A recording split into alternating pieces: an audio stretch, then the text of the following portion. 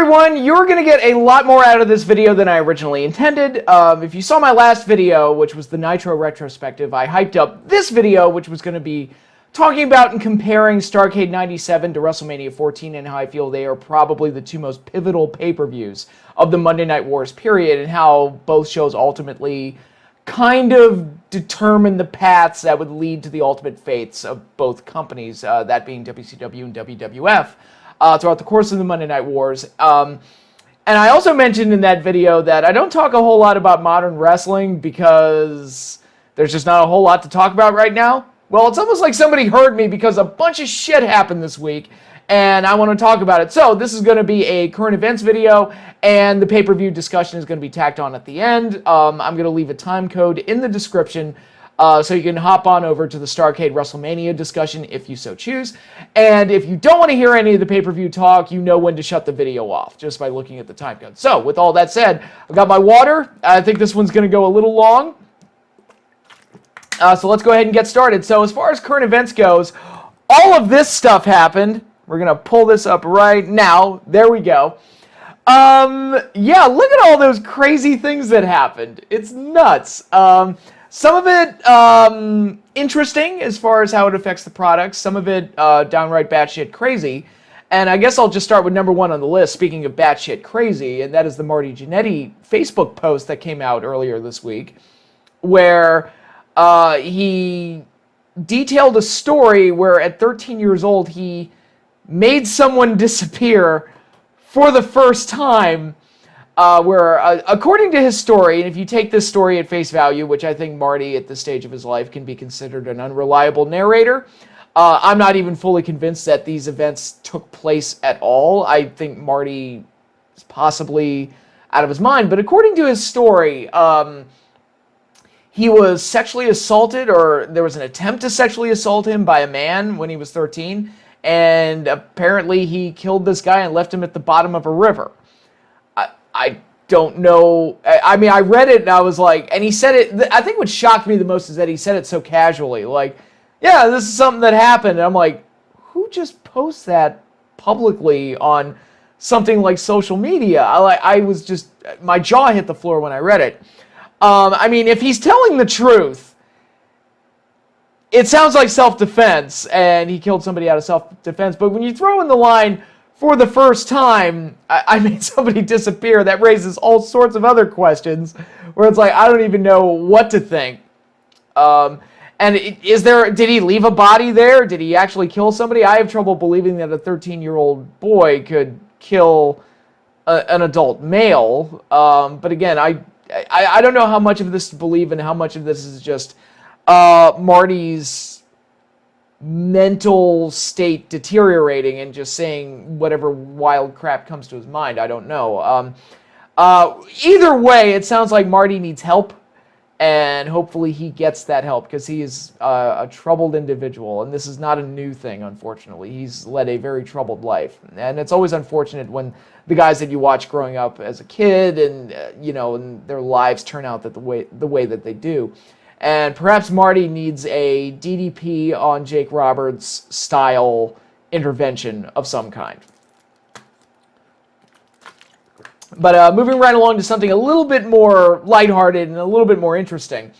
The Rock has participated in purchasing the XFL. Now, one of the biggest disappointments of COVID was that we lost the XFL. And I gotta be honest, I was actually kind of enjoying it. I did attend one of the games, and I was digging it. I think what I liked about this go-around with the XFL as opposed to the first one is that the first time Vince tried it, he was trying to be all like, oh, fuck the NFL, and I'm better than them, and this is real football, and all this other stuff, and really it felt like he was trying to overtake the NFL, which wasn't going to work. It was never going to work. And because then you watch the product, and it's clearly inferior to the level of talent and athletes that you would get in the National Football League. This time around, it was like, all right, we're just going to be a spring league, and that's all we're going to be. We're just going to be a nice, solid spring league with some weird quirks in it, like the whole three-point conversion thing, which is probably my favorite thing that they did with this version of the XFL. And I was kind of enjoying it, and it was like, okay, this is fun. I hadn't quite picked a team yet or anything like that, but I would try to watch at least one of the games every week. It was like, this, it's more football. It's fun. It is what it is. And then COVID happened and we lost the XFL, and it sounded like Vince had pretty much given up on it and it was going to go out of business and everything. I'm like, that sucks. I'm like, okay, this time I'm actually pissed off that the XFL got taken away. But now The Rock has purchased it and joined together with other people to purchase it. And hopefully this means that the XFL is coming back and we get more spring football. I am totally down with that. So if the XFL comes back and it continues to do what it was doing before it got shut down, thank you, Rock, because that's a lot of fun. And again, I think what I like about the XFL is the fact that it's not trying to be like the NFL or trying to be on par with the NFL. I think that's what I like about it. It's just a nice, simple, small-scale spring league, and that's all it needs to be. It doesn't need to be anything greater than that. And as long as they're able to give fun games and, just keep being them, I'm more than willing to keep enjoying some XFL football. So, that was some good news for me, and I gave it a huge thumbs up. And thank you, Rock, for trying to keep the league alive, because it's, football in the spring. What's wrong with that? There's nothing wrong with that. Nothing at all. Next up, we have a couple of developments for storylines on both Raw and SmackDown, and we're going to start with Raw. Earlier this week, on this week's edition of Raw, Shane McMahon returned to WWE television and debuted the new concept of Raw Underground, which kind of looks like Fight Club, and had like strippers in it, and like a completely different style of presentation from the rest of WWE programming, and it was kind of looking like they were going to sell these fights that happened in the Raw Underground as kind of like shoot fights. And that seemed to be the style of presentation. Now, I did not watch the segment, so I don't know how it came off on TV. I can't speak to that, but when I read about it, I was like, that sounds interesting. Some people were comparing it to the Brawl for All, and I'm like, well, I mean, they're not really doing shoot fights, because we know that that's stupid. Sometimes you don't know an idea is stupid until you try it once, and in WWE's case, the whole shoot fight thing, you already tried it once. They're not that dumb to try it again, especially after they just did a whole documentary on Dark Side of the Ring talking about how stupid this whole idea was. What they could do with this that really kind of got my imagination running wild is that in 1998, they were kind of, and 99 as well, with Ken Shamrock, they had him do like these kind of tough man style matches with the likes of Owen Hart. They had the dungeon match, I think it was Fully Loaded 98 where they did that one. And they did the Lion's Den match at SummerSlam 98, which was a really cool match. I highly recommend checking that match out. That was a really, really flippin' cool match. And he also had similar matches with like Steve Blackman, and Dan Severn had gotten involved in it as well. And it almost looked like WWF was developing like their own kind of unofficial tough man division. And to give a New Japan equivalent to that, the Never Openweight title has kind of been, the identity of the Never Openweight title has always kind of been these hard-hitting, badass guys like Togi Makabe and Tomohiro Ishii, who just knock the dog crap out of each other. And that's the style of match that is typical of the Never Openweight Championship match. So I'm wondering if they could do something like this and do like a tough man style division or something on Raw and just let them be kind of their own thing that's separated from everything else. And maybe they could turn it into something interesting. I don't know. I've heard that it's shot differently from, again, I didn't watch the segments. I'm just going by what I've heard and what I've read. And, but whatever it is, it sounded interesting to me. So at the very least, and keep in mind when I say this, I have not watched a single episode of Monday Night Raw in the year 2020. That's true, like pre-COVID, post-COVID, I have not watched a single episode of Monday Night Raw, and I've only watched one episode of SmackDown Live. I'll come back to SmackDown in a minute, but I was like, okay, you know what? I think I'm going to check out Raw this week just to see what this Raw Underground stuff is all about. It's the first thing that's come out of Monday Night Raw all year long where I'm like, maybe that might be worth checking out. I'm at least curious. So I will give WWE credit for creating something that has gotten me curious. And will it play off well? We'll see. But for right now, I'm curious. So points scored there. And then on SmackDown this week, they had this new faction in black masks, totally covered head to toe, looking like Kind of, to use a current events example, it kind of looks like Antifa invaded SmackDown. But apparently they took like chainsaws and were like destroying the set, and people have compared it to the NXT, the Nexus invasion, that great segment from Monday Night Raw, which was, Jesus, that was over a decade ago, I think. And destroying everything in sight, and it's all masked men. So I hear that, and that draws comparisons for me to Aces and Eights.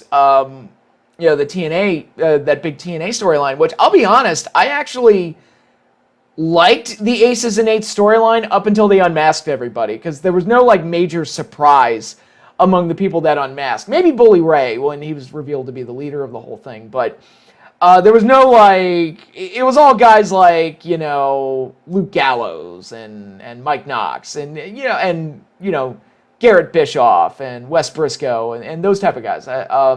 D'Lo Brown was one of them.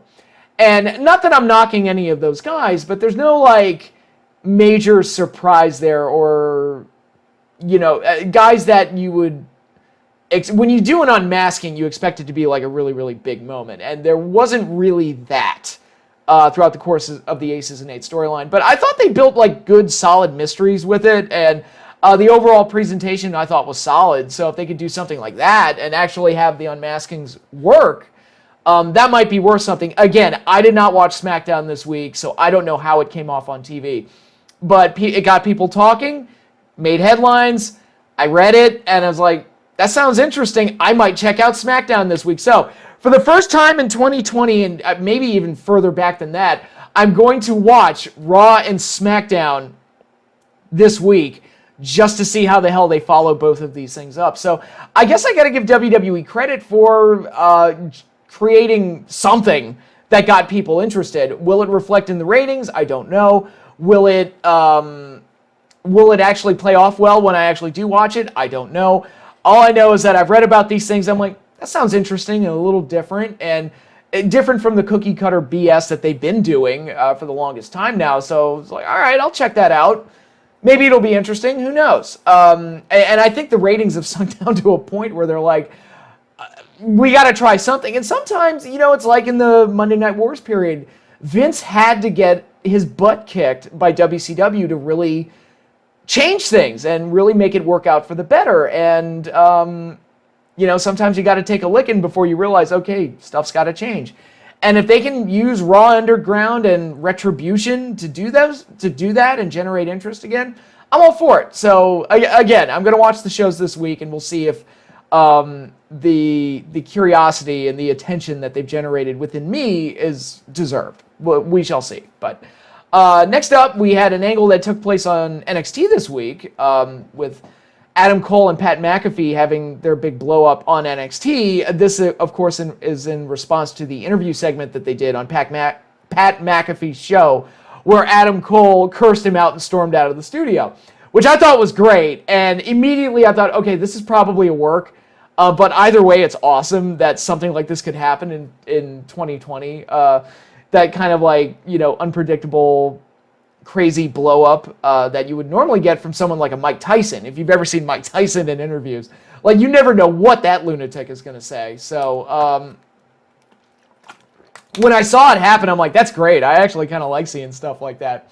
And then, of course, they did the angle on NXT this week. It's like, okay, so the original interview was a work. But I thought the interview, the one that started this whole thing on Pat McAfee's show, I thought came off really, really well. Now, apparently this is all going to build to an Adam Cole-Pat McAfee match.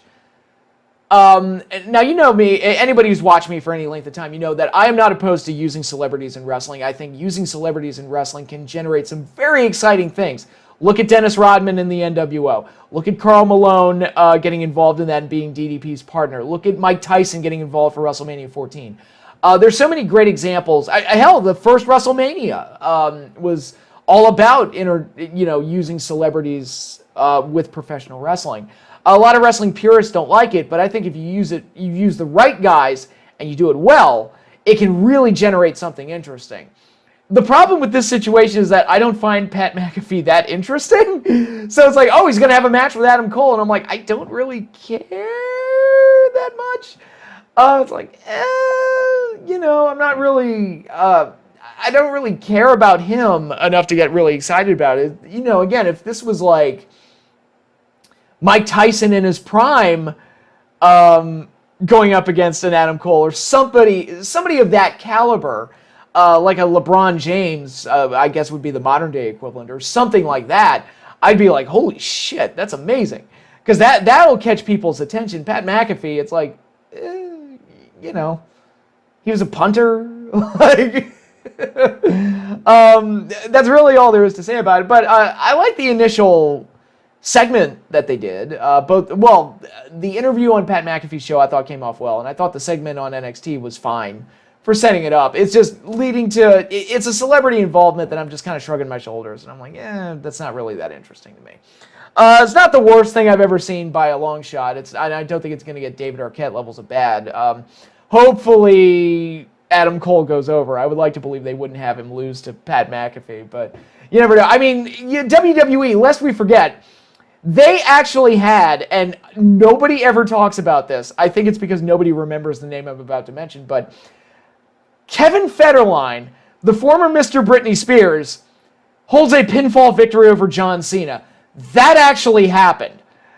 Holy hell. But nobody ever talks about it. I think it's because Kevin Federline has faded into obscurity and nobody really remembers him at all. But,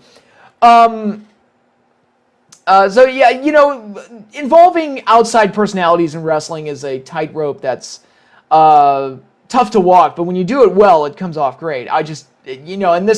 The match might turn out fine. The build-up to this might be fine. It's just that I don't find McAfee that interesting, so I'm not that excited about it. But, it might be a fun experiment for Adam Cole to see. It's like, oh, can I carry this novice to a respectable match? We'll see. Because I think some wrestlers get excited about stuff like that when they're put in the ring with somebody that's an outsider, or somebody's like, ooh, I can do something fun and creative with this. So it could lead to something interesting. Time will tell. I'm just not that invested in it right now, but we'll see.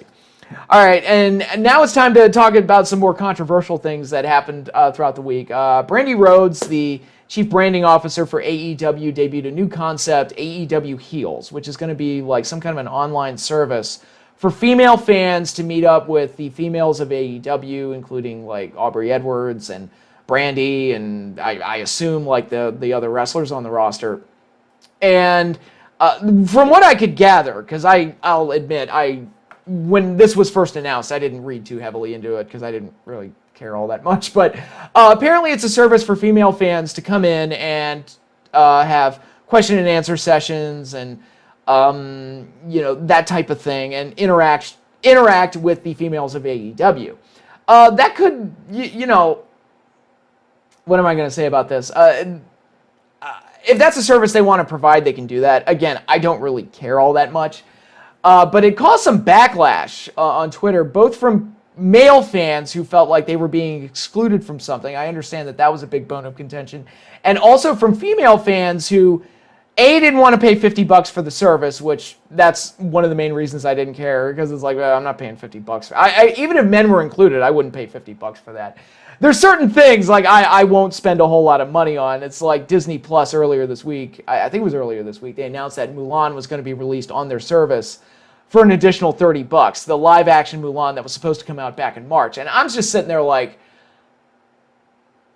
how do you have the balls to charge $30 for a remake to a movie that is already on your service? That takes balls, and people will pay it.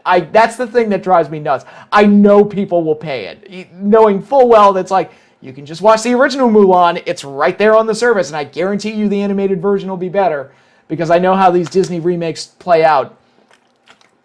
I've hated almost every single one of them. The best one, and it's technically not a remake, but the best one of those live-action experiments that I saw was Christopher Robin, and nobody saw that one. It's like, oh, the best one, and nobody saw it. But anyway, where am I going with this? I don't know. But anyway, so there was some backlash from male fans. There was some backlash from female fans. There was some criticism over how the women were presented on AEW this week, both from the women's tag team tournament, which was debuted online rather than as part of Dynamite. And on this week's Dynamite, the only women's match was Big Swole destroying Reba in a whole continuation of the Britt Baker Big Swole angle. It's like, oh, the only thing we got was a squash match, and there's kind of like this backlash against AEW for that. It's like, oh, you say you care about women, but you're presenting them like this. And how do I say this without sounding like a dick? The women's division right now in AEW, everybody says it. I'm not saying anything new when I say this. It's the weakest part of the show. It just is. It hasn't found, you look at the heavyweight division, typically the main angles and the main matches that they do turn out pretty well.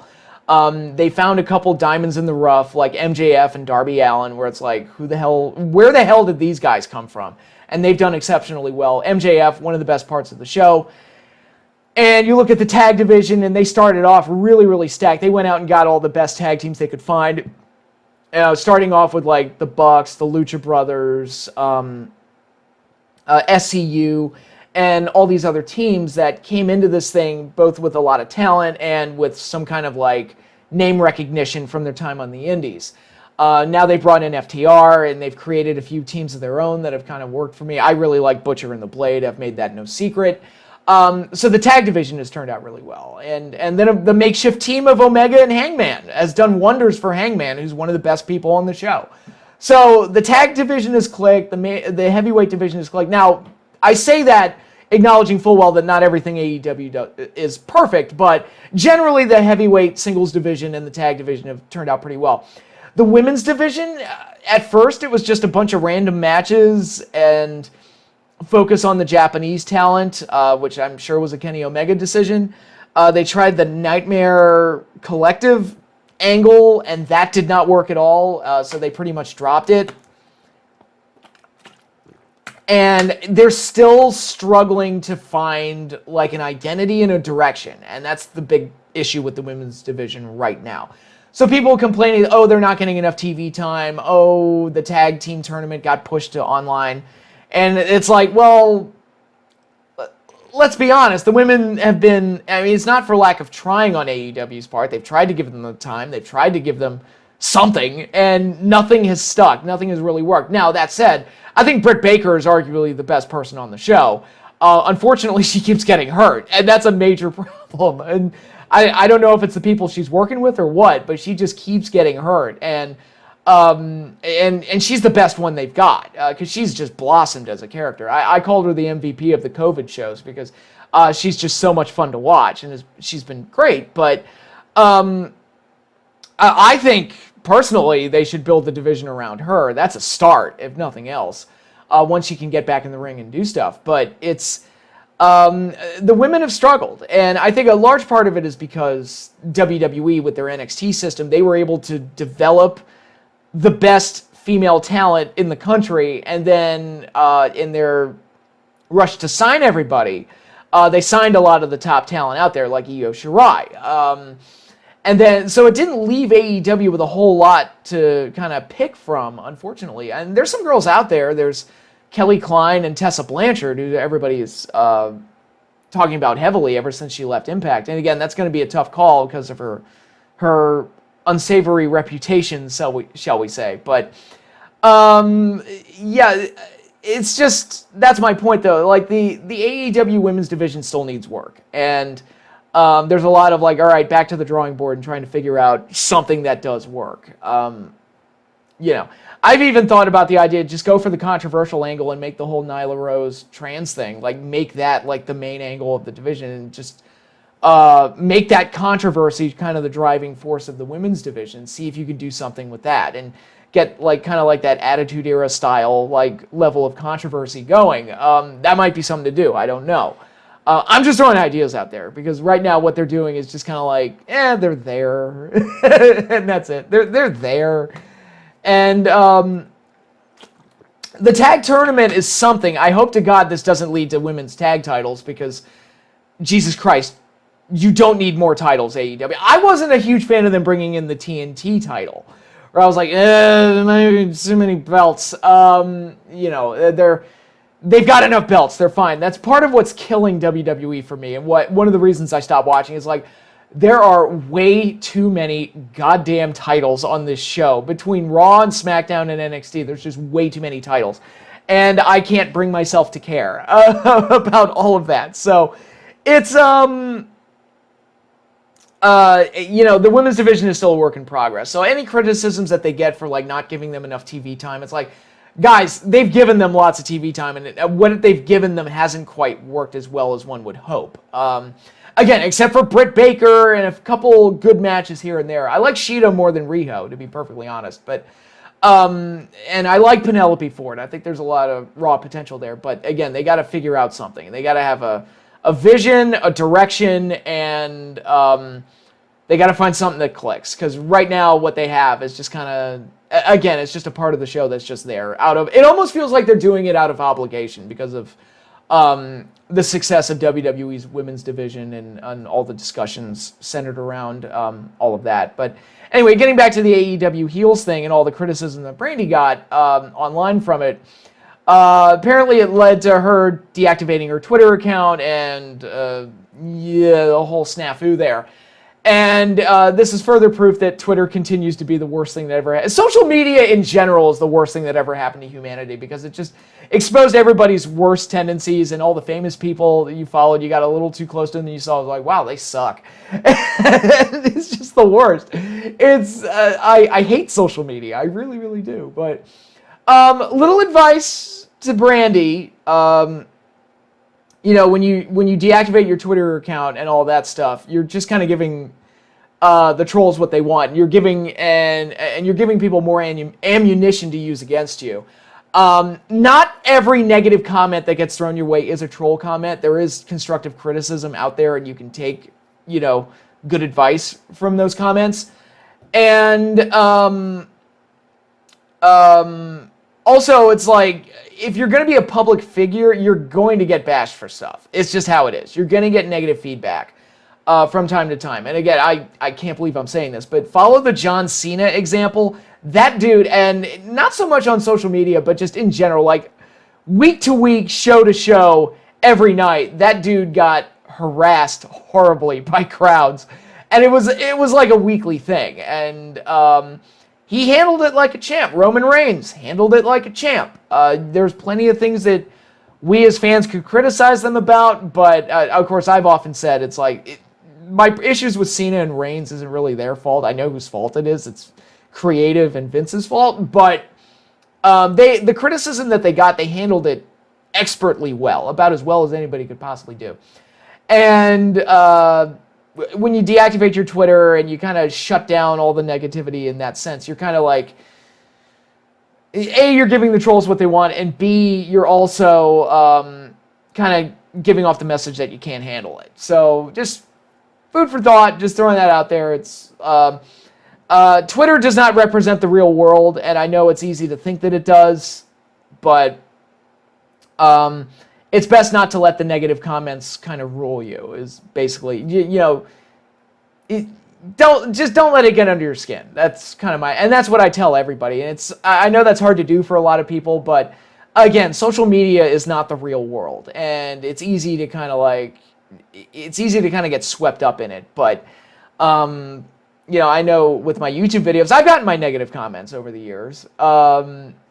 But I've never felt compelled to like block anybody or delete any of them. You could literally, on this video right now, you could use every curse word in the book and call me every name in the book. Whatever you want, whatever your heart's desire, I will not delete the comment, and I won't block you or find some way to prevent you from posting on future videos. Because it's like, if you say something truly disgusting, it says more about you than it does about me. And the only comments I have ever deleted were the ones that were clearly like bots and putting out bad links. And that's more of a cybersecurity thing than anything else. It's not because I was offended or anything. It's like, nope, that's a bad link. That's got to go bye-bye. That type of stuff. But yeah, so, and this isn't just advice to Brandy, it's advice to everybody. And I know for people in the public sphere, it's a little bit harder because they've got to walk on eggshells constantly. And if they say anything wrong, it becomes like a shit show to the highest degree. But yeah, but social media sucks. That's basically my whole point in all of this. But if you're going to participate in social media, you got to know how to weave your way through the jungle, as it were. But yeah, going back to AEW heel, I don't really care. I mean, if that's a service they want to provide, they can do that. If there are people that want to participate in that service, they can do that. More power to them. I would never pay $50 for something like it. But then again, you look at something like Cameo, and people are paying hundreds of dollars to get a video message from Alexa Bliss, and I'm like, why? I mean, I understand. I don't know. Me personally, I kind of like having a separation between me and the talents. I'll go to an autograph signing, but even then, it's going to be for people that I really, really like, and not for, you know. And I don't need to see these people outside of like an autograph session. I kind of like having a separation between me as a fan and the talents. I remember that Ring of Honor show I went to, and they were doing autographs and a meet and greet right before the show. And the lines were out the door, and it was a mess. And I was like, I'm not waiting in these lines. I don't care if it. And it was Cody and the Bucks and a ton of other guys that were there. And I was like, you know what? I'm good. just give me my pulled pork sandwich and my beer, and let me get to my seat, and we're fine. And that was my attitude anyway. But it's like, you know, it's different for some people, I guess. But like Cameo, when I saw some of those prices, I'm like, nobody's going to pay that. And apparently people have. And it's like, oh, well,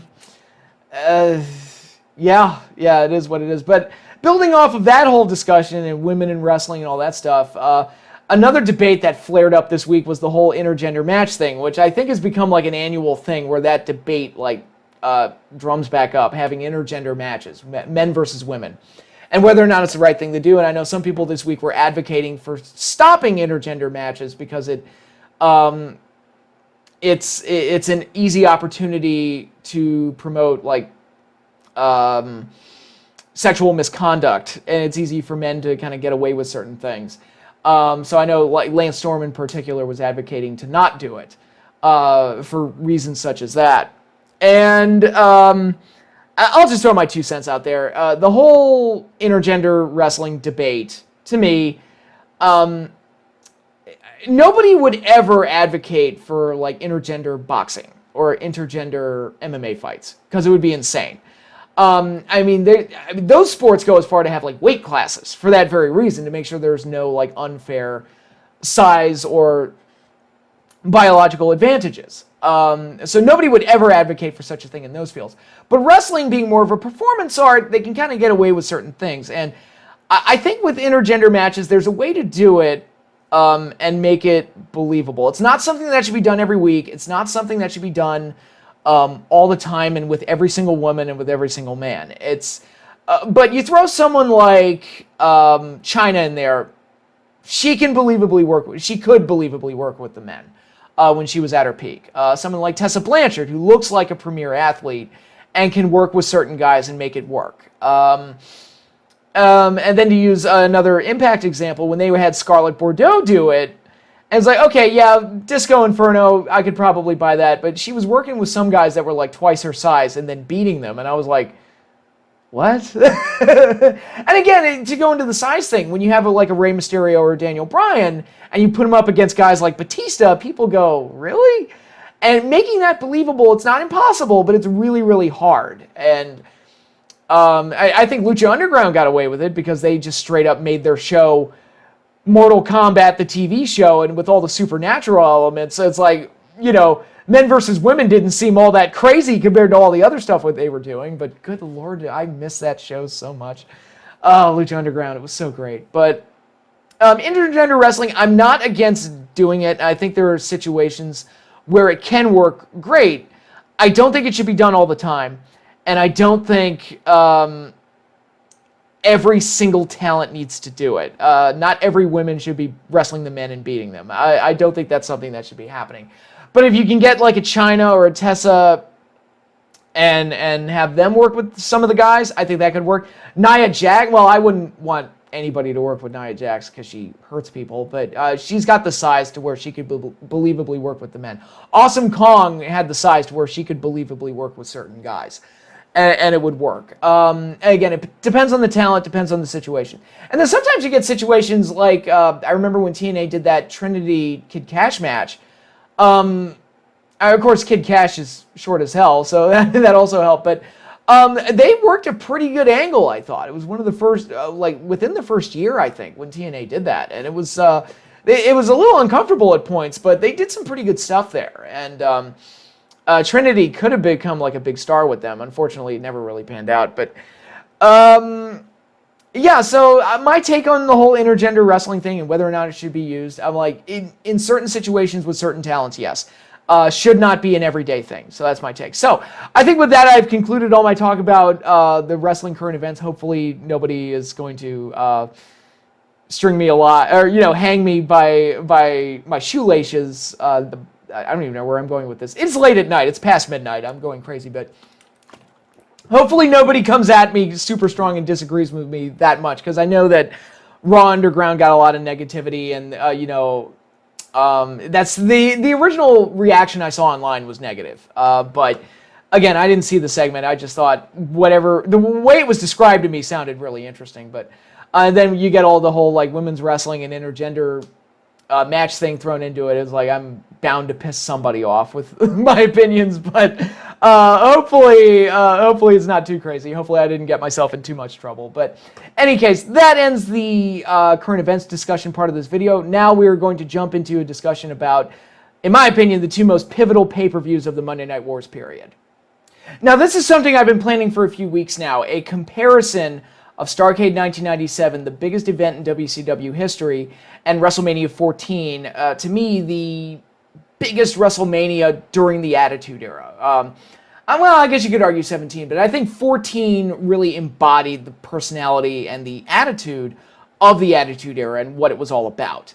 So to me, we can talk about which WrestleMania was better and which one was bigger, but I think WrestleMania 14 is more closely tied with the identity of the Attitude Era than any other event that took place during that time period. So, both of them are very pivotal shows. There are other pay-per-views that happened during this time period, the Monday Night Wars period, that are historic and significant for their own reasons. Bash to the Beach 96, for the formation of the NWO and Hogan's heel turn.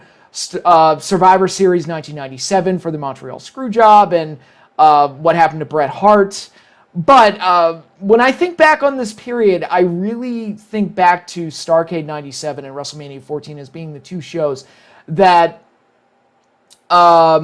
represented major change in the industry, and to me were signifiers of where both promotions would end up by the end of the Monday Night Wars. Especially in hindsight, it's easy to kind of look back. As they say, hindsight is 20/20.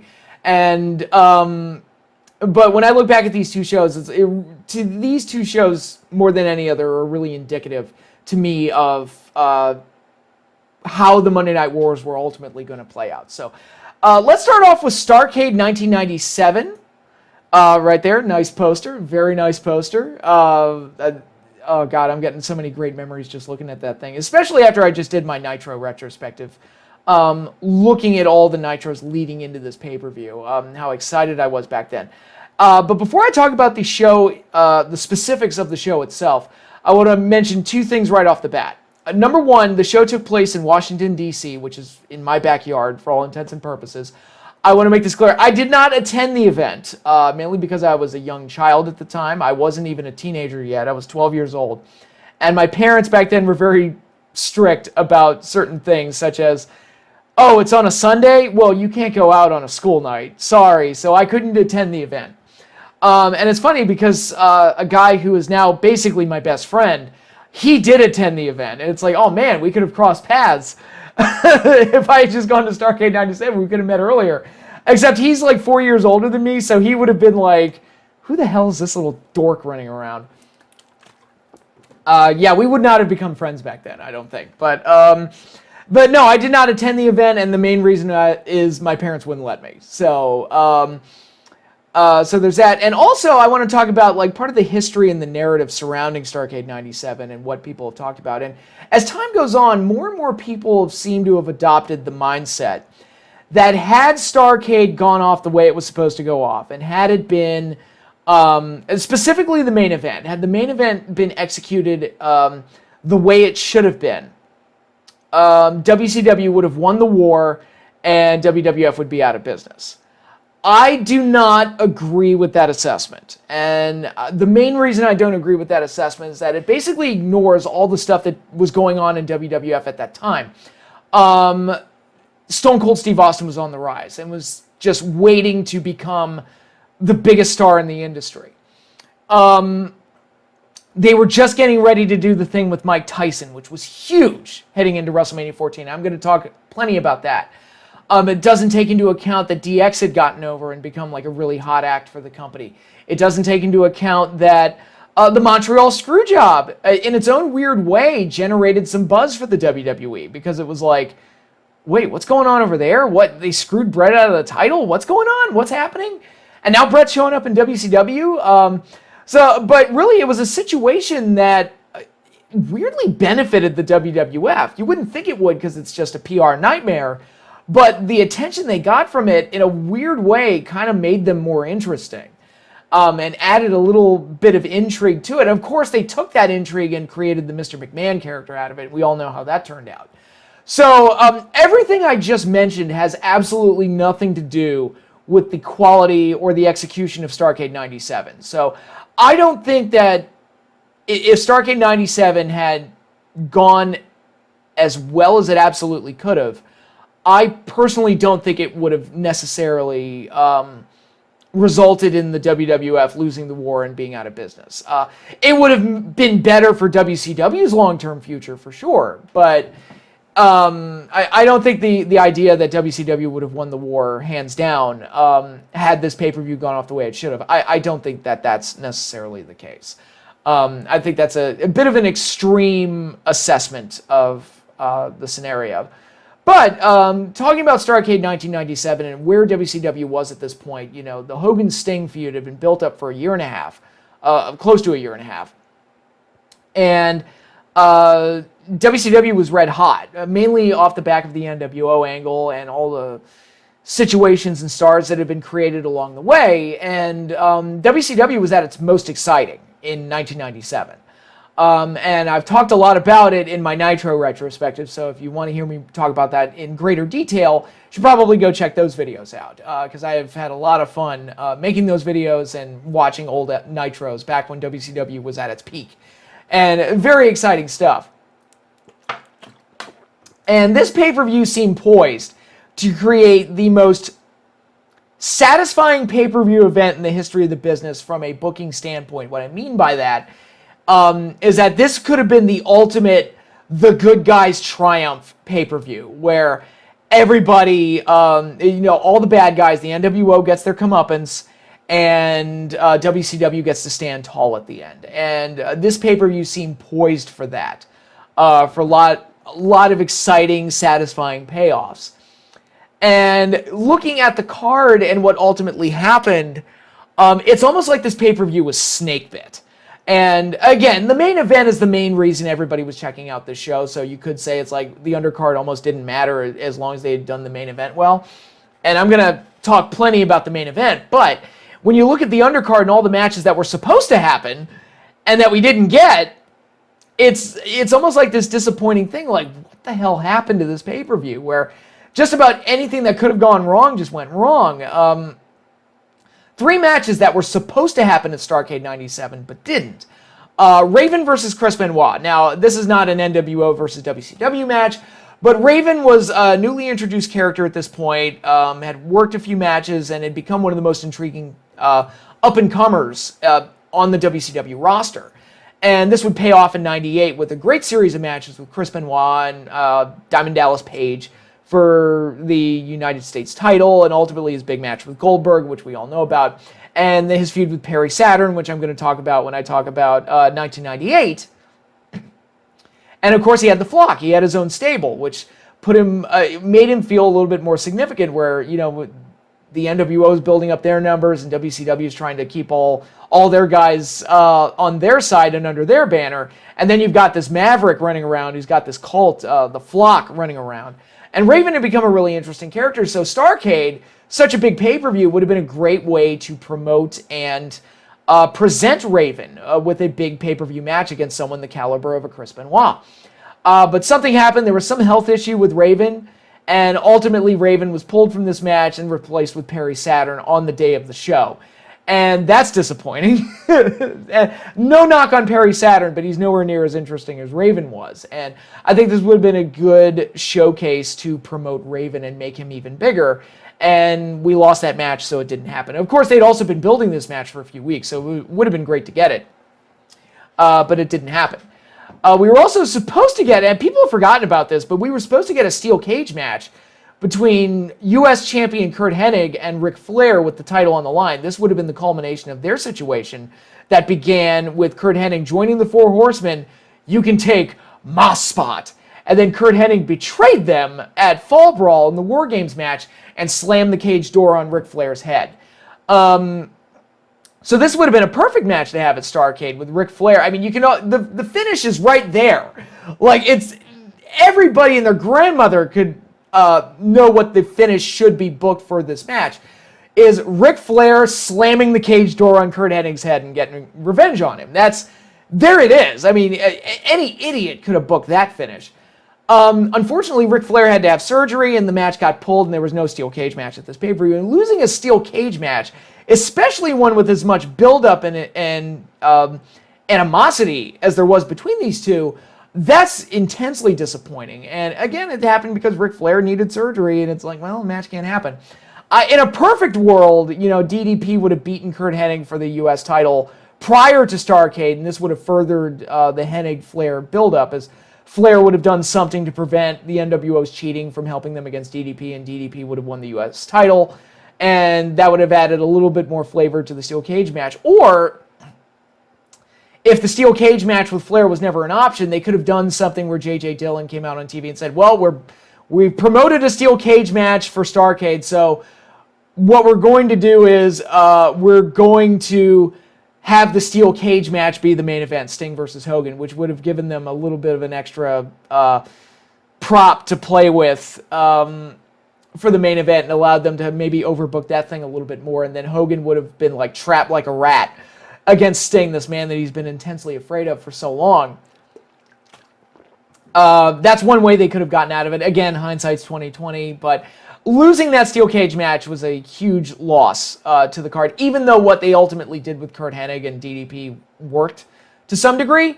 It was still a huge loss that grudge match was not featured on the pay-per-view. And the biggest loss was Kevin Nash versus the Giant, which I would argue was the third biggest match on the show. Second biggest being Eric Bischoff and Larry Zbyszko for control of Nitro. But losing that match and that whole attraction, the appeal of the WCW Giant versus the NWO Giant, great match to have on the card, just for the spectacle and the promotion of it. And then you lose that one the day of because Kevin Nash has a health problem. I'll touch up on that in a second. But that was a very disappointing loss. Very disappointing to not have that match, because the feud these two had was great, because Nash was the dickhead member of the NWO, and the Giant was the one that was a former member of the NWO, got ousted from that group, and ultimately redeemed himself. And I've talked about it before in my Nitro retrospectives. The Giant was one of the best characters that WCW had during that time, and one of their best baby faces. I loved watching Paul White during this period. I gained a whole new appreciation for him as a character and as a talent. I thought he was booked and presented perfectly, and his whole arc as a character I thought was fantastic, and it really set the stage perfectly as the Giant was feuding with the Outsiders, and they did the bit where Scott Hall broke his hand, and the whole attraction of finding out who the true Giant of WCW is. I think that this was a great match to have, and then that one got lost because Kevin Nash had a health issue. Now, I'm going to talk about this because it's been speculated that the match didn't happen because Kevin Nash didn't want to put the Giant over. That's been what everybody has kind of assumed. And Nash's side of the story is that he thought he was having a heart attack and didn't want to take a chance and had to go to the emergency room and had to miss the show because of that. If you feel like you're having a heart attack, you should go to the emergency room. Pay-per-view be damned, because that's not something you want to mess with. Apparently, he has a family history of that, and I was thinking, okay, that makes perfect sense. I understand why you would be worried about that. My thing, though, is that if you look at Kevin Nash, he kind of has a history of doing stuff like this. I talked about it in my last Nitro retrospective where they did the match where the Steiners finally beat the Outsiders for the tag titles and Nash has to be replaced with Six. And I'm like, okay, it doesn't have the same impact if it's Six. It's got to be Nash and Hall because those are the two they've been feuding with. And while the match itself came off very, very well, it's like, oh, Nash isn't there when it's time to drop the titles. Nash isn't there. It's like, okay. And then if you look at his run in TNA, it happened a handful of times. It's like, all right, he has the feud with Chris Sabin. He beats Chris Sabin at the first match, and then when they do the rematch where it's likely that Sabin's going to go over, all of a sudden Nash can't do it. And stuff like that happened a few times with Kevin, where it's like, okay, there was supposed to be, I think it was the Lethal Lockdown match, like the first Lethal Lockdown in 2005. I think he got pulled from that, I think. There was also the first Bound for Glory. It was supposed to be him and Jarrett in the main event, and then day of the show, Nash can't make it. And again, there's kind of a history there with Nash as far as that goes. Now, I don't want to accuse him of anything nefarious. The reasons given for why he couldn't make Starrcade 97 sound legitimate. I'm just saying what I'm seeing, and I'm seeing a history of a certain pattern here with Kevin Nash when it comes to having pay-per-view matches where it's likely that he's not going to get the win. Just throwing my 2 cents out there. Just saying, his reasons for not making the show could have been completely legitimate. I'm just saying there's a pattern with this. But anyway, losing those 3 matches was a huge detriment to the pay-per-view. And again, the main event was the main draw, and everything could have been complete garbage. And if you delivered the main event, everybody would have gone home happy. I think that's probably true, but as far as completing the Starrcade experience where WCW gets the best of the NWO in all the big matches, and you promote certain guys like Raven, none of those things kind of got hampered because of all the stuff that happened and all the substitutions that had to take place. So with that, I'm going to get into the main Starrcade card and what we actually did get, opening up with a Cruiserweight title match between Eddie Guerrero and Dean Malenko. Not a very substantial match story-wise. I've even argued, it's like, do you even need a Cruiserweight title match? From a story perspective, they probably could have done like a 10-person like lucha tag or something. It would have worked just as well. And we're just on the cusp of getting heel Chris Jericho to be like the guiding light of the Cruiserweight division, which was awesome, and I cannot wait to talk about it when we get into my Nitro retrospectives for 1998. But Eddie and Dean, you know what you're going to get out of these two. They are top of their game, great workers. Eddie being a heel at this point helped him to stand out a little bit more than he had been previously as a babyface. And I think, you go into a match like this expecting a hot opener with plenty of action, and that's what you got. I thought it was a really good opener, really good match. It's not one that the pay-per-view was like hinging on. It's not one of the big matches, but as far as starting things off hot, I thought it did that pretty well.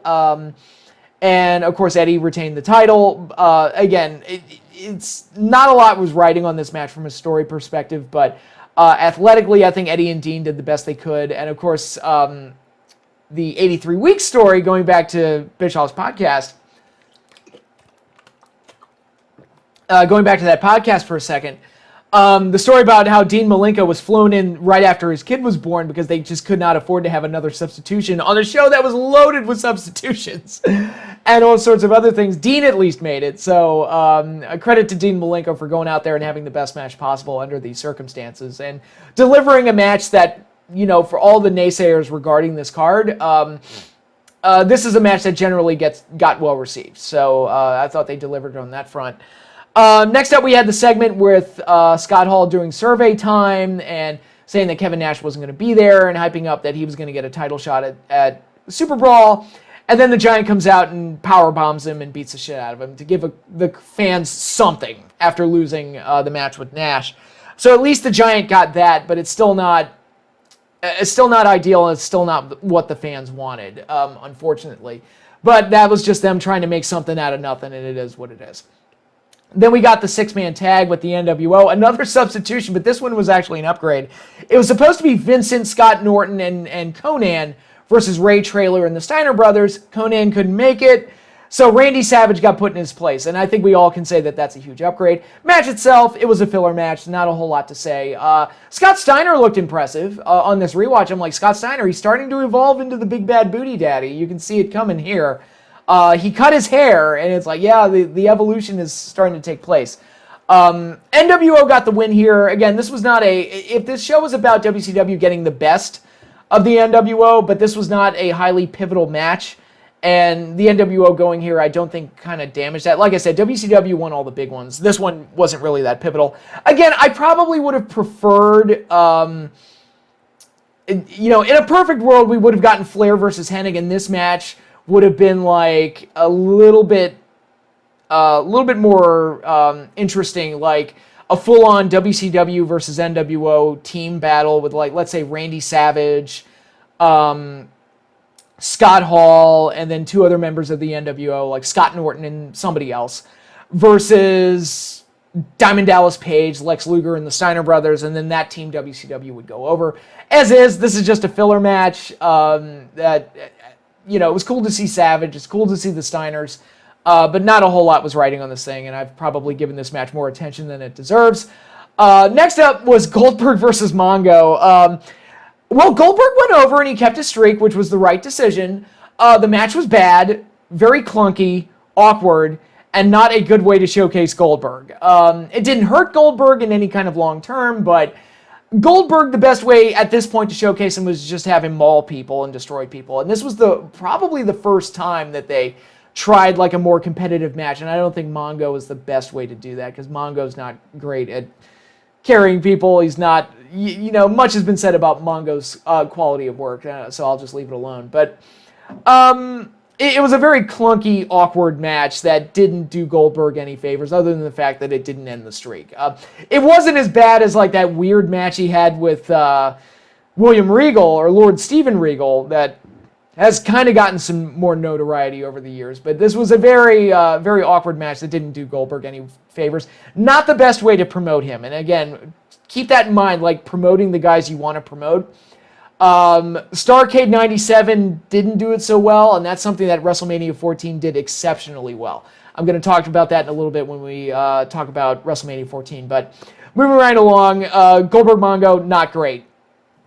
And not a good way to make Goldberg look good. Next up was the Ravens Rules match. Chris Benoit versus Ravens substitute Perry Saturn.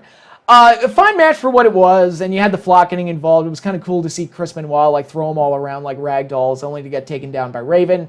Had this been the match going in, I think it would have been fine. But because it was promoted as Benoit versus Raven and then got changed, it feels a little disappointing as a result. And unfortunately, you don't get the full effect of Raven. So these two, Saturn, I think, is one of the most underrated guys to come out of WCW, and I think he's a very good worker. Benoit, we all know about his work. And Raven, I think, at this point was one of the most interesting characters in the company. And there were better ways, or these guys would look much better in 1998. This show didn't really do the best at promoting any of these guys. As is, the match was fine for what it was, but it wasn't what it could have been. Next up, we had Lex Luger versus Buff Bagwell, with Bagwell getting the surprise win over Lex Luger after getting count-out and disqualification wins over him leading into the show. He got a pinfall victory thanks to excessive cheating from the NWO. What do I want to say about this match? I understand the mindset behind having Bagwell go over and trying to elevate somebody and see if you can turn him into something. And I've talked about Lex Luger. I really liked Lex Luger during this point. I feel like he peaked when he beat Hogan for the title in the summer of '97 on the 100th episode of Nitro. But this match, I understand the mindset behind doing it and having Bagwell go over. I don't understand why the match was as long as it was. I was like, no, dude, you gotta, with these two, it's like, you keep it 8 to 10. And I think they doubled that. It was over 15. And I'm like, yeah, a little too long. It was not a great showcase for a guy that they clearly wanted to have get over, which was Bagwell.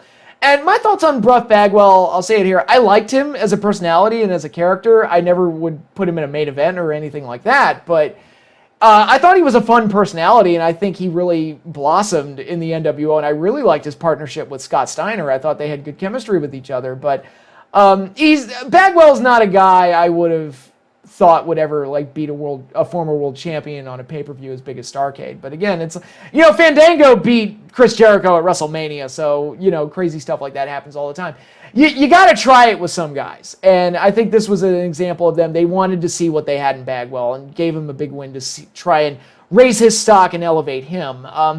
So to that end, I understand the mindset behind doing it, as is. Yeah, the match, it was just there and not great. And again, I probably would have preferred having these two in the 8-man tag that I talked about, like Team Savage and Team DDP. And we would have gotten that Flair-headed cage match, and we would have gotten Giant versus Nash. It's like, oh God, what this pay-per-view could have been. But next up, we had the U.S. title match, one of the bigger matches on the show, kind of by default, because we lost all the other big matches. Curt Hennig defending the U.S. title against Diamond Dallas Page. Probably my favorite match on the show. One of my favorite matches on the show. Good match. It was these guys were kind of handed lemons, and they made lemonade out of it.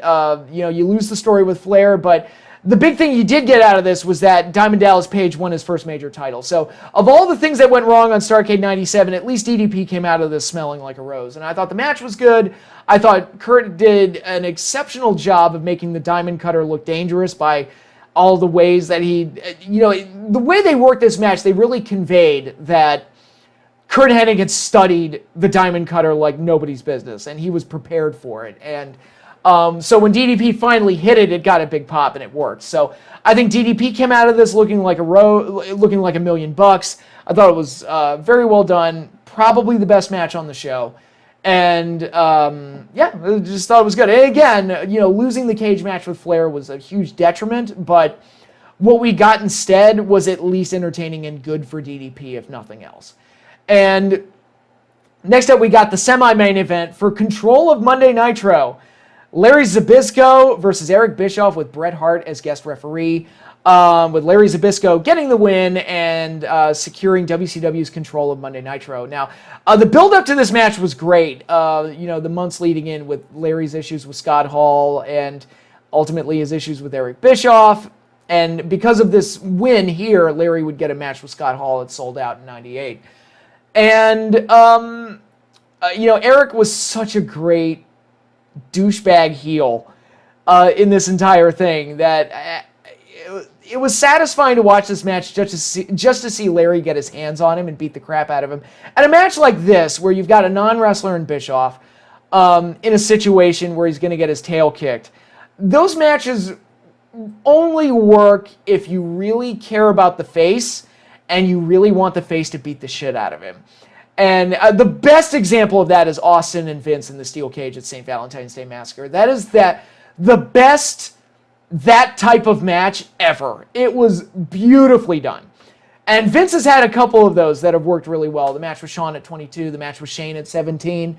And he's had a couple that did not work so well, mainly the match with Bret at WrestleMania 26, I think? That one did not turn out so well. You've had matches like John Cena and John Laurinaitis, which that match did not work for me at all, because it's like, I don't really care that much about John Laurinaitis as a heel authority figure, because I'd gotten tired of the act at that point. And if anybody's going to face him, it should be Punk, not Cena, who's the most corporated guy that ever corporated. I'm making up words here, but just to make my point. But that mesh-up did not work well at all. It should have been Punk and Laurinaitis. But here's one of the situations where it worked, where Larry got to beat the crap out of Bischoff. You got the satisfaction of Bret Hart being the guest referee and revealing that he was siding with WCW over the NWO, which was kind of a big deal. I know that Bret wasn't a fan of being used as a guest referee his first night in, essentially his pay-per-view debut with WCW. And a lot of people have pointed to that as like as a example of their mishandling of Bret. I'm going to be a little bit more positive about that, where it's like, it got him off to the start. Okay, he's siding with WCW over the NWO, which should put him on the path to ultimately facing Hollywood Hogan down the road after he goes through the NWO. Join me for my Nitro retrospective on 1998. I will talk about how they screwed all of that up, but as is, I think this was a pretty solid start and an entertaining match that gave the fans exactly what they wanted.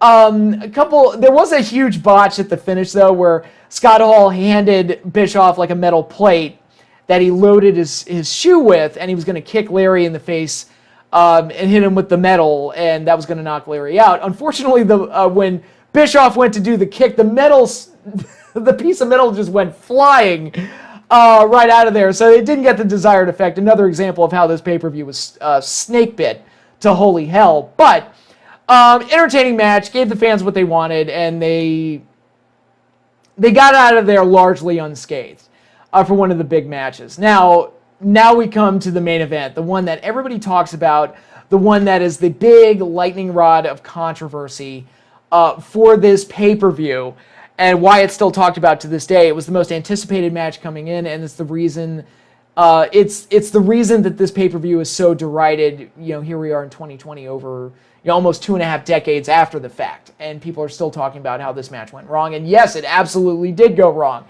And much has been talked about, Eric Bischoff's comments about Sting not getting a tan and not being in shape.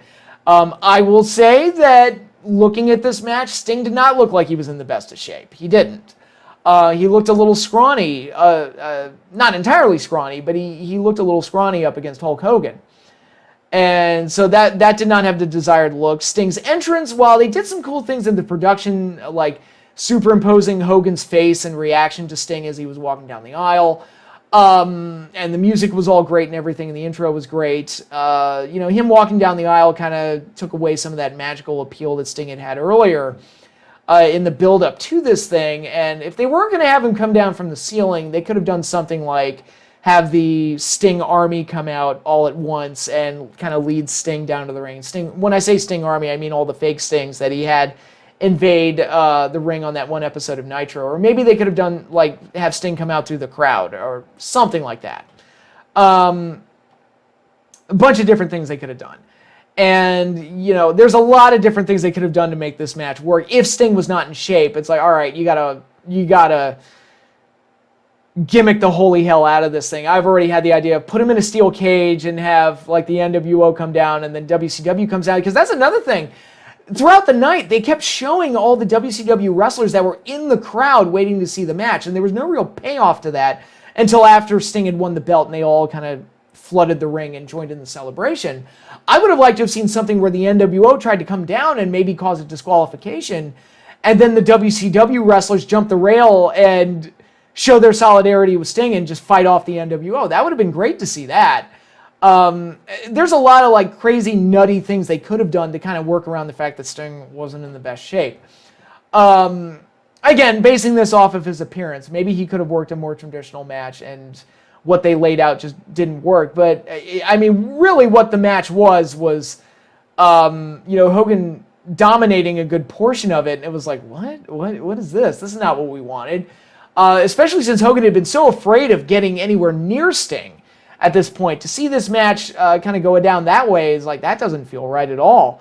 This would have been a great time to do like a Ric Flair style match where he's just afraid of the guy and getting beat up and pummeled every step of the way, and maybe he gains a lucky advantage after Sting. They did do that one spot where Sting tried to do the Stinger Splash and he went flying into the security railing outside the ring.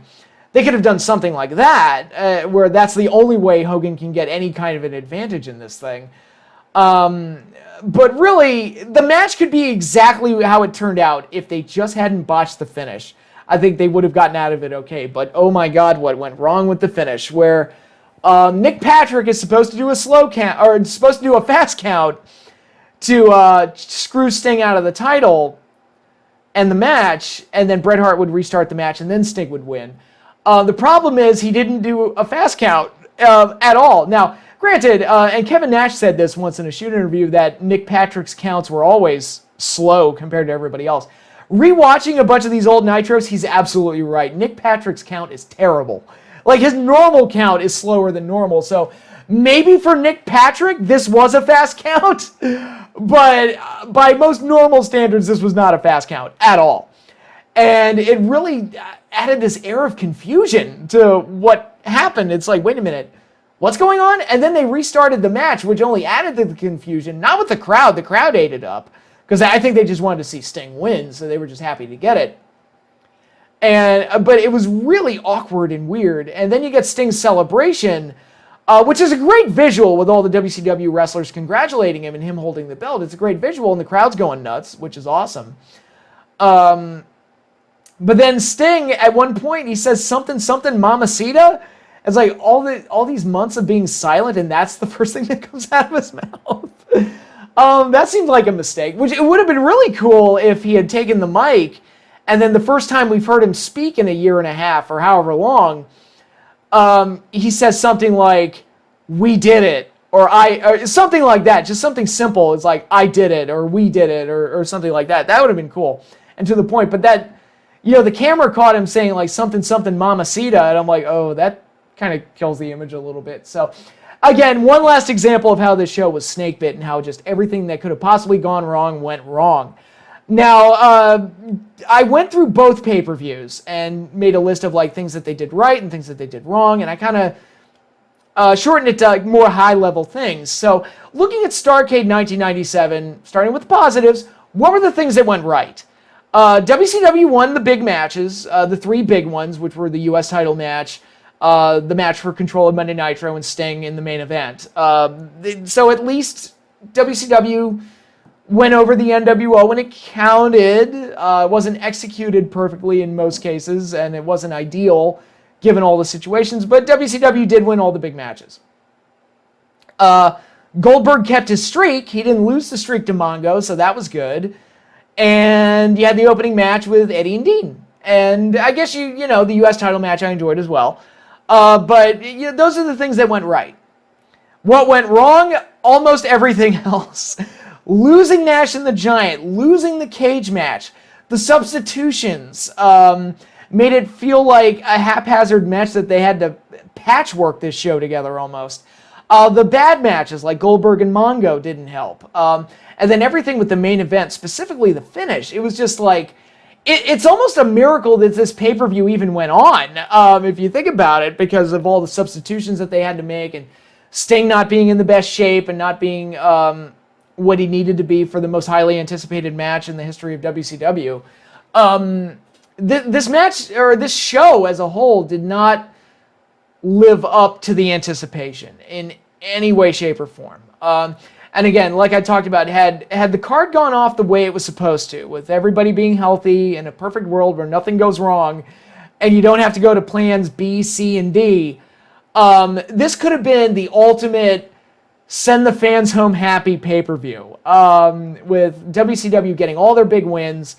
Hopefully, if they do some of the ideas that I had, would have been nice to have Goldberg get promoted properly and get like a straight-up squash match to kind of make him look as good as possible on WCW's biggest stage. Would have been ideal to have Raven work with Benoit and kind of promote him properly and get the flock over. It would have been great to get Nash versus Giant. Would have been great to get Flair versus Hennig in a steel cage with that finish, specifically with that finish.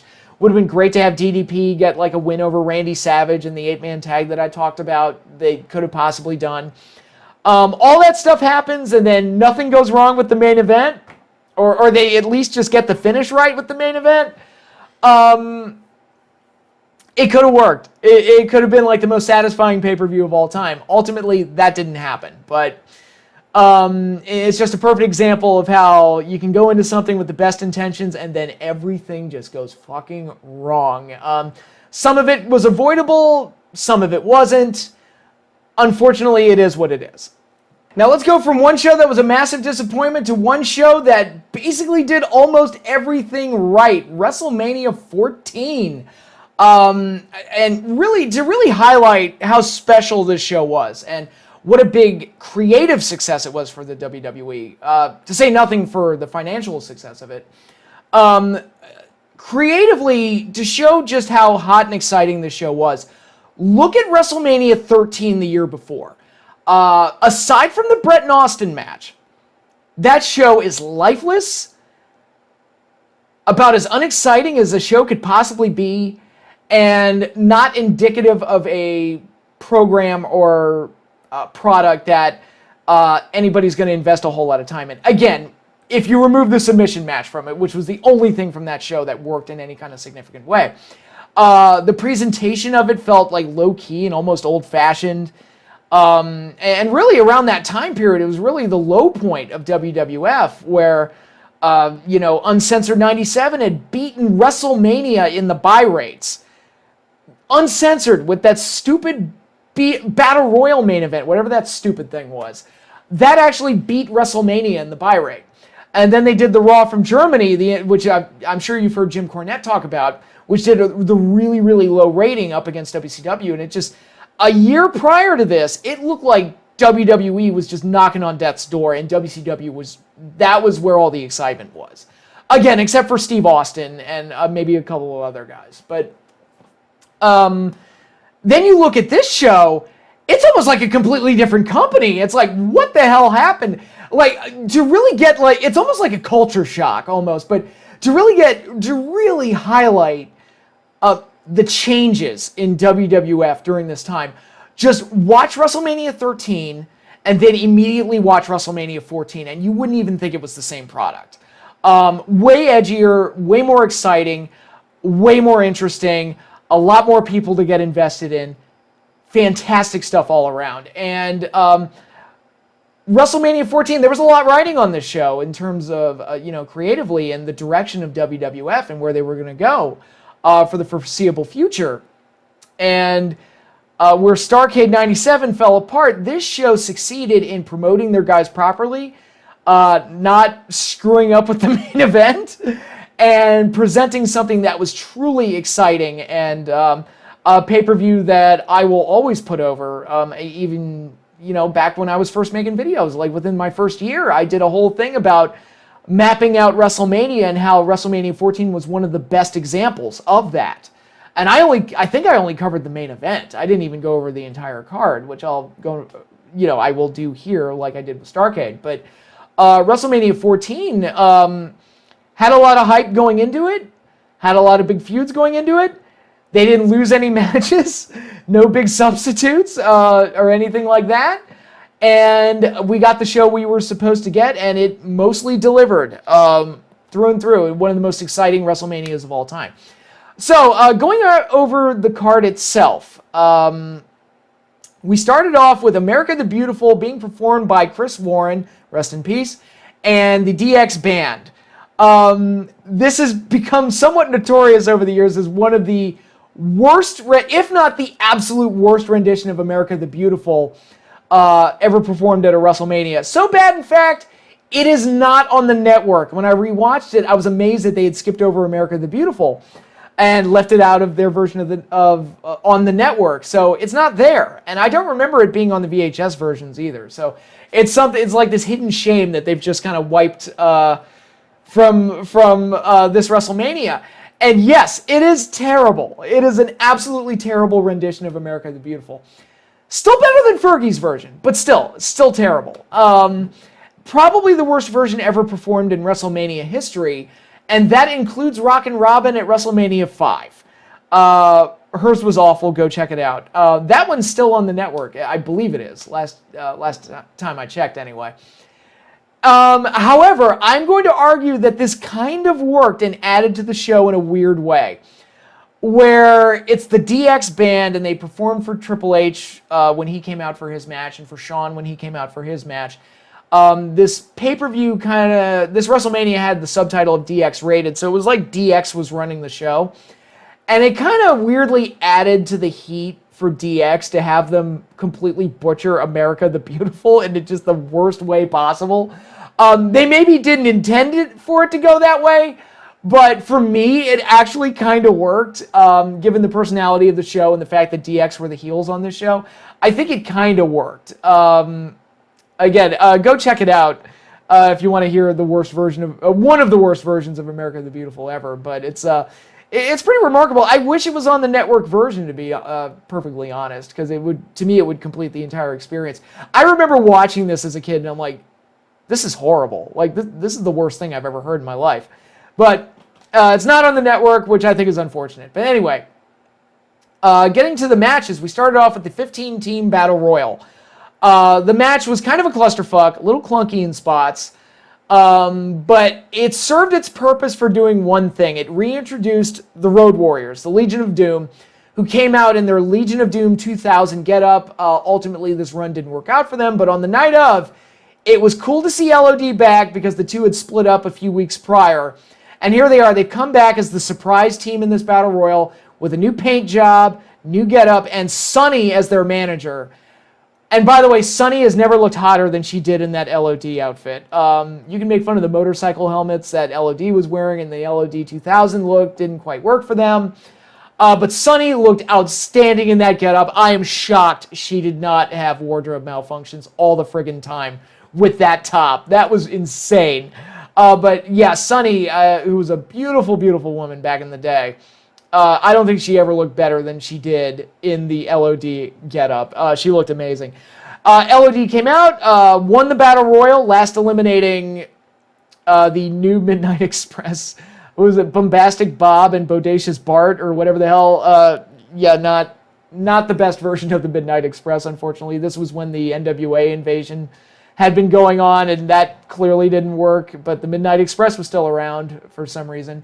There were a few things going on in this Battle Royal. Barry Windham came out and eliminated Bradshaw's team. Kurgan came out and attacked the Truth Commission. For those of you that remember the Truth Commission, one of the weirdest gimmicks. Somebody thought it'd be a good idea to have South American mercenaries as a wrestling gimmick. And I'm like, and I made that sound way cooler than it actually was, to be perfectly honest. But a lot of weird things, a lot of moving parts. Not the greatest match in the world. A Battle Royal, it kind of is what it is. But it succeeded in reintroducing the LOD, getting the Road Warrior pop, and all of that. So to that end, it worked. So I'll give it credit for that. Not the best Mania opener in history by a long shot, but you got the LOD pop out of it, so for that it worked. Then we got the light heavyweight title match, Taka Michinoku defending against Aguila. You know, the light heavyweight division, much has been said about how WWE always screws up cruiserweight divisions, and they've never been able to present one well.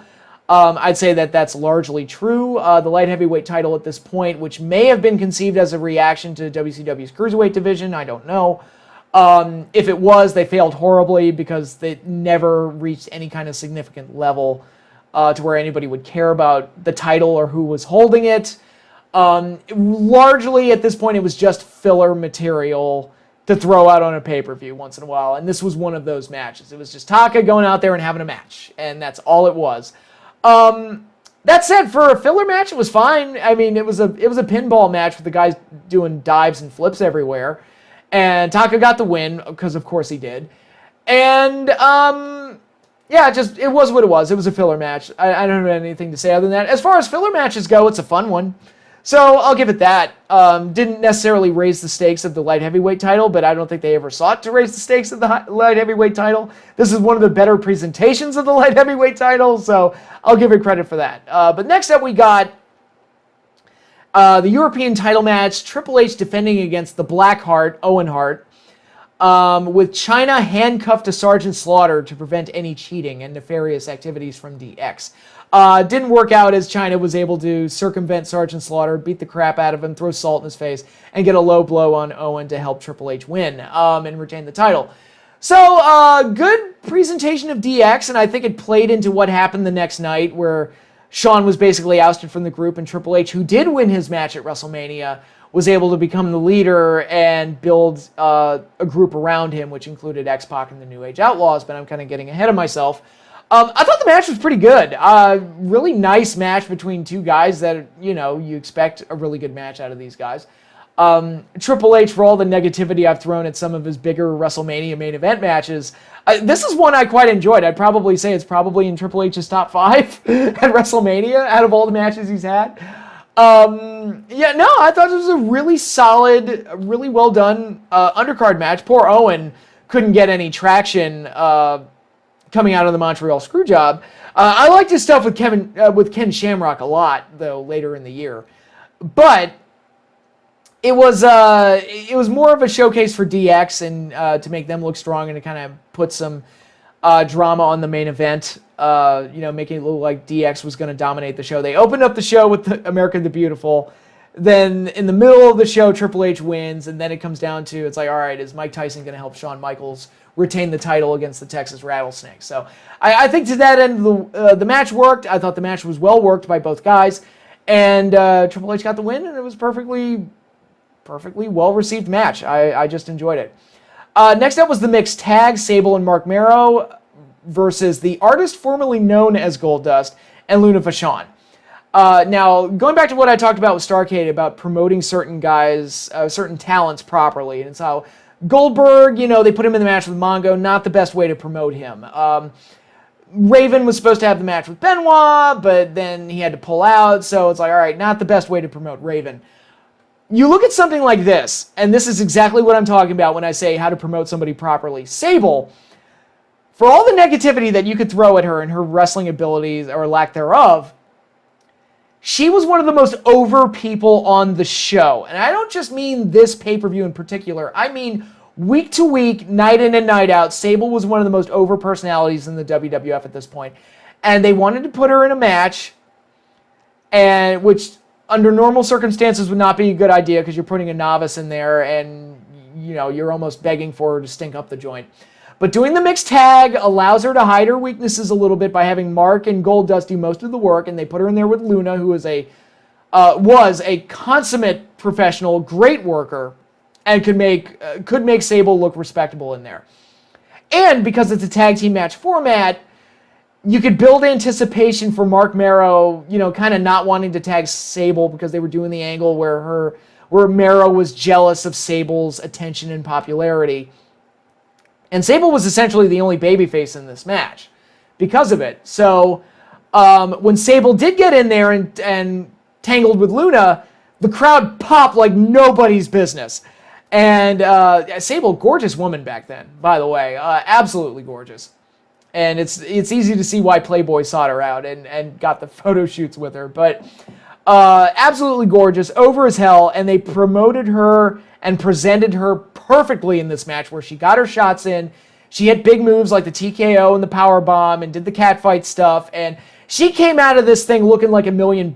And if she was mad over before, I don't even know how to describe how over she was coming out of this match. They presented Sable flawlessly here by hiding her weaknesses and presenting all of the positives in what turned out to be a very entertaining match. And then to put the cherry on top, she got the pinfall victory over Luna, which made the fans even happier. So perfect presentation of a potential top name star in the making, and they presented her perfectly. Granted, we can debate over Sable's contributions to wrestling and how good she was. I would argue that she was kind of like the ultimate warrior of women's wrestling, where you can say whatever you want about her limitations. You can't deny that she was over. Like, you can't. And especially during this period where sex appeal was becoming more of a thing, she was kind of the perfect person to center that around, because she was the sexiest woman on the roster at that point. So, then we got like a weird appearance from Jeff Jarrett, who was back doing his country music thing with Tennessee Lee, the former Colonel Parker, being his manager, and he came out with Jennifer Flowers, who, if you don't know who Jennifer Flowers is, basically the only thing she's known for is sleeping with Bill Clinton. That is literally the thing she is most famous for. She even wrote a book about it, as far as I'm pretty sure she wrote a book about it. I don't know, I could be wrong. But anyway, yeah, not the best celebrity usage, but whatever. She was just doing the introductions for the Intercontinental title match, which I will get into right now. The Rock defending the Intercontinental title against Ken Shamrock, a feud that had been going for a few months now. They had a match at the Royal Rumble where The Rock was able to trick the referee into thinking that Shamrock hit him with brass knuckles and causing a disqualification after Shamrock had beat Rock for the title. So Shamrock was looking for major revenge here for The Rock's constant cheating and having the Nation getting involved, because Rock was in the Nation of Domination at this point. Had turned heel, and The Rock's changing character was very successful up to this point. It seemed like he was ready to become the next big star. I didn't know at the time. I didn't know how far Rock was going to go, but I knew that they had something with him because this new character and presentation was fantastic. And they go out there for this match, And this is a perfect example of how they didn't go out there and had a 4-star, 5-star match. The match, I don't even think it went 5 minutes, but they booked a situation where everybody involved in this thing came out looking better than they had before going into it. So Shamrock was pissed off at The Rock, pissed off at the Nation's interference, pissed off at how the Royal Rumble match went, and he was looking for blood. He was just like, you know what, fuck this. And he just went out there and destroyed The Rock. Just basically, I don't want to say it was a full-on squash match, but it was pretty close to a full-on squash match. Ken Shamrock, by the way, his intensity and what he brought to the ring, massively underrated. I think he's one of the most underrated guys during the late 90s WWF period. And I loved watching him because he was believable. He had the believability of a Dean Malenko mixed with like the intensity of like a Bill Goldberg, something like that. And there was an appeal there that didn't get fully tapped into for whatever reason. But here he was on fire as he just suplexed and tossed Rock around like a rag doll, quickly making him tap out to the ankle lock. And it's like, oh great, Shamrock just won the IC title. But then Shamrock is still pissed and he snapped and he went into that zone, as JR would put it, and he wouldn't let go of the hold. And it's like, uh-oh, and referees are trying to get him off, the Nation tries to get him off, and he just suplexes the hell out of everybody. I think he suplexed like 3 officials at that point and put Rock on a stretcher. Rock's got blood come out of his mouth. And we eventually get to that point where Farouk comes out to try, and he's teasing that he's going to help The Rock, because at this point, Farouk was the leader of the Nation, and the other members of the Nation had helped The Rock, and Farouk was going out there. But there had been some friction between The Rock and Farouk, and Rock had actually hit Farouk with a chair earlier that week, I believe, on the Go Home Raw. And Farouk makes it look like he's going to get in and help The Rock, and then he's like, you know what? Nah. And he leaves Rock high and dry. And what that did was it put the rest of the members of the Nation on, put him in a position where it's like, all right, are we going to side with The Rock, or are we going to side with Farouk? And this would pay off with The Rock ultimately becoming the leader of the Nation of Domination and pushing him even further. So that moment was great. Great payoff for everybody involved. And then ultimately the referee decided to disqualify Ken Shamrock. He just couldn't take the win when he had it. Disqualify him, reverse the decision, and The Rock remains the Intercontinental Champion. So Shamrock looks like a crazed lunatic badass after this is over. Rock, by hook or by crook, gets his honky-tonk man style win where he comes out of it where he absolutely does not deserve to have it. But it puts more heat on The Rock. Rock, by the way, I think is one of the greatest Intercontinental Champions of all time. I don't think he gets enough credit for that, mainly because he became a main event player. So I think people don't look back on his Intercontinental title run, but I think he's one of the best IC champs ever. I loved his run during this period. I put him up there with like Shawn Michaels, Kurt Hennig, Randy Savage. Randy Savage is another one that doesn't get credit for being a great IC champion, but those are those ones I just mentioned are probably among the top 5 greatest IC champions of all time. But anyway, I thought this match was booked absolutely perfectly. Again, they didn't go for star ratings here. This is not a Meltzer style 4-star, 5-star match. They didn't go for that. But they created a situation that enhanced the characters involved, and I think that was great. And you also got the visual at the end of Ken Shamrock throwing Rock off the stretcher and getting to stand tall over him at the end. And this would eventually lead into the finals of the King of the Ring tournament later that year, where Shamrock would finally get a decisive victory over The Rock, ending that feud. But Rock remains the IC champion, which is key for his feud with Triple H for later in the summer. So, yeah, this is a situation where I think everybody involved came out looking like $1 million and was fantastic. Next up, we had the tag team title match, a dumpster match, with the New Age Outlaws defending against Cactus Jack and Chainsaw Charlie. Very different flavor. This was more of a hardcore match.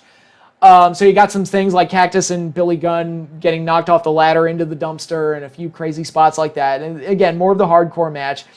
I love the bit backstage where Terry Funk was driving a forklift around and was able to trap the New Age Outlaws in the dumpster with the forklift. I think JR had a great call where he said something like, "You don't need a crazy man driving a forklift. Oh my God." And entertaining match for what it was. Terry Funk got injured in this match. I recall listening to an interview once where he was like, this match wasn't fun for me. I lost my ass in that match. But Terry Funk, I love Terry Funk so much. Who doesn't love Terry Funk? He's the best. And the sight of him yelling, screaming, and cursing while driving a forklift is one of my favorite things. So, highly entertaining match. The faces went over, which, paid off the whole situation where the Outlaws put them in the dumpster and knocked them off the stage. So they got their revenge for that. The tag title win would not last long, as it was decided that it wouldn't stand because they put the Outlaws in the wrong dumpster. Not the one issued for the match, but one backstage. And this would play into the New Age Outlaws joining DX and ultimately winning the tag titles back. So, and defeating Chainsaw and Cactus, and this would lead to Cactus having the identity crisis and being moved on to being Mr. McMahon's puppet against Steve Austin. So blah, blah, blah, blah, blah. Whatever, I'm babbling. But this match was entertaining and gave the faces a big victory that made the fans happy. It was also a bit different from everything else on the card because it was a hardcore match. So good stuff all around there. And I'll take this time to also mention the video packages for the matches here. Some of the best that the WWE has ever done. And it was around this time that they were developing these video packages and kind of developing a format that pretty much still exists today. Not much has changed as far as how they do the video packages back then and now. But this is where they made some really damn good ones, including the Undertaker Kane one. And I'm going to talk about a couple more after this match. But before we get Undertaker versus Kane, we get Kane giving the tombstone to Pete Rose, who cut a fantastic heel promo on the Boston crowd before getting tombstone. And the only negative here is that you could have potentially turned Kane face for his match with Undertaker, like right before his match with Undertaker. Fortunately, it didn't last, and Undertaker was still well received when he came out, so no harm done. But that one of the best celebrity involvements in WrestleMania history, I would say, Kane tombstoning Pete Rose. I love that. So you get that great moment. And then you get Undertaker versus Kane. A culmination of over a year's worth of build-up. Well, close to a year. Whenever Paul Bearer started blackmailing The Undertaker. That's really when the build-up started. But, yeah, I mean, great storyline. Fantastic storyline. One of the best feuds that The Undertaker's ever been involved in. And it culminated in a match that I have put over many, many times in the past. I've said it. When I did my top 30 WrestleMania match video, I had this in my top 30. It was in my top 5, I believe. May have been like number 4 or 5 in the list. I'll have to go back and check it out. But it was pretty high up there. I love this match.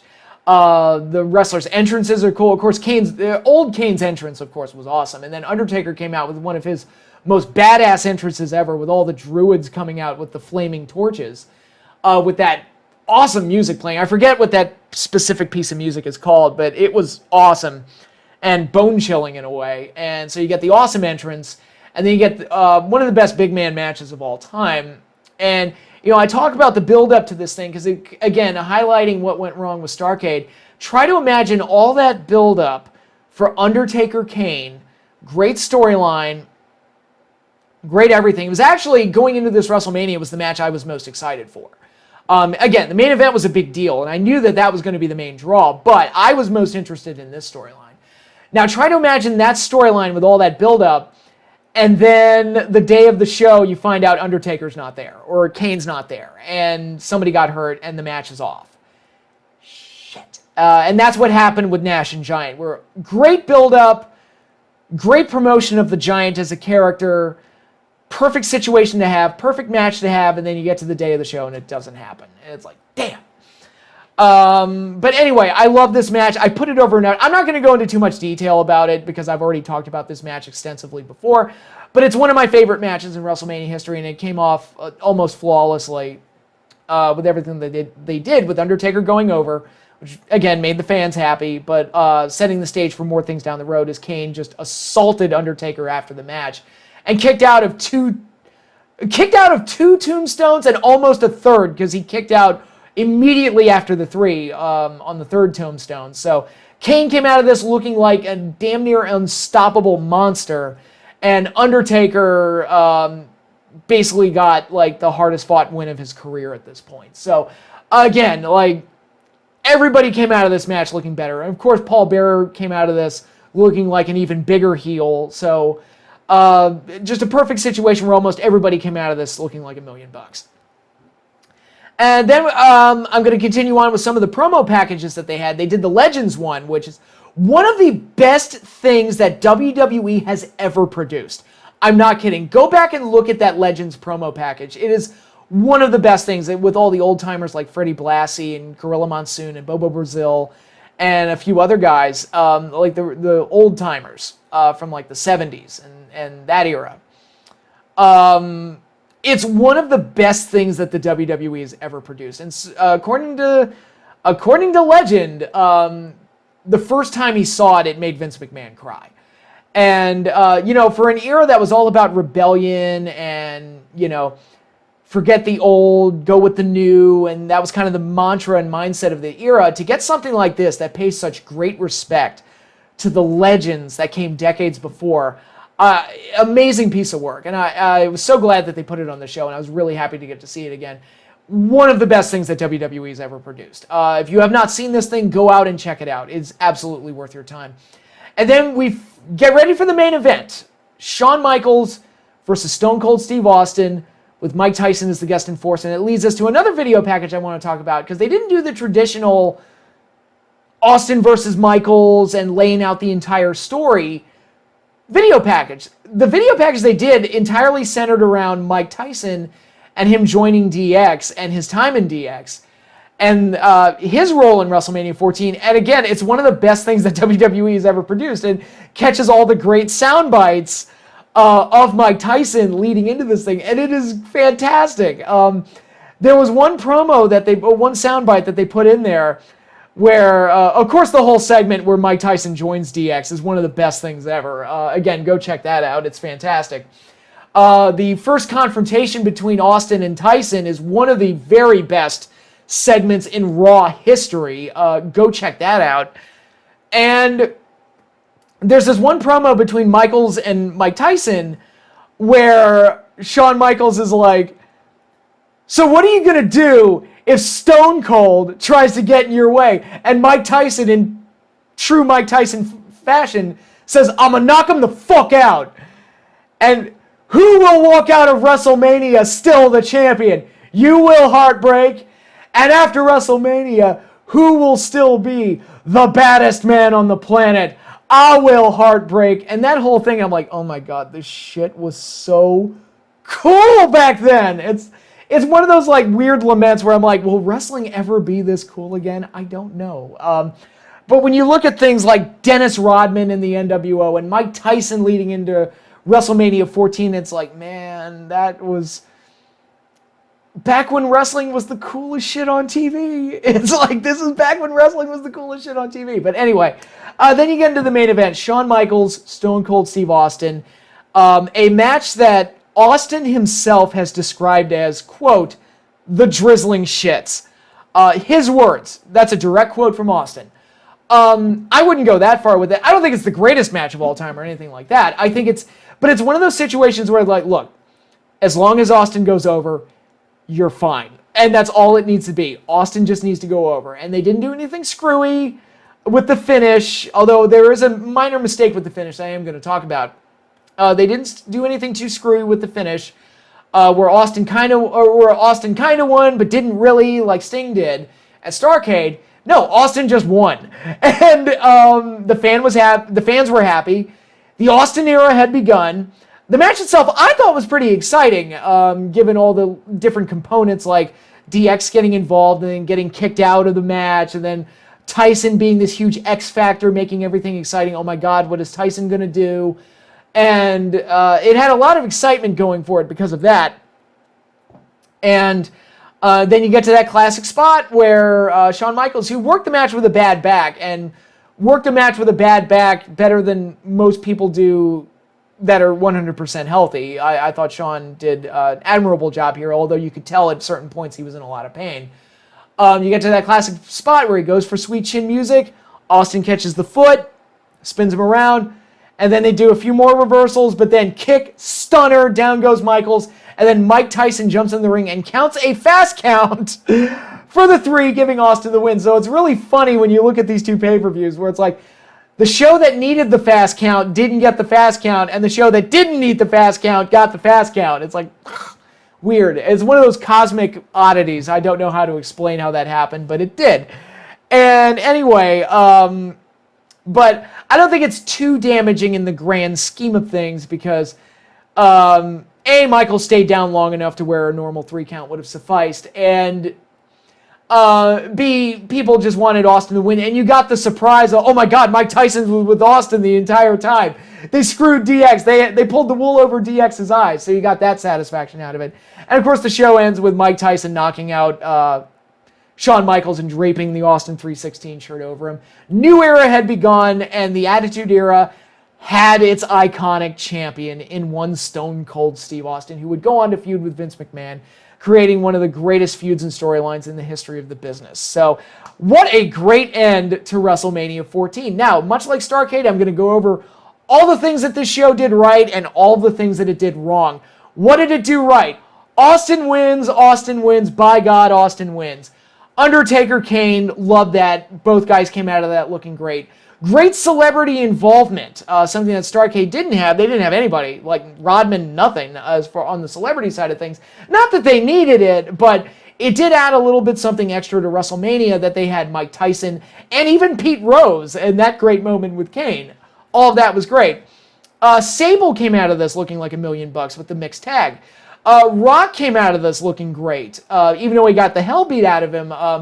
The trajectory of him as a heel character continued because of this show. Ken Shamrock came out of this looking great.